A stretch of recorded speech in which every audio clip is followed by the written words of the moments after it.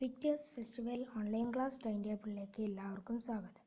November 7 ശനിയാഴ്ചത്തെ പുനഃസംപ്രേഷണ time ടേബിളാണ്.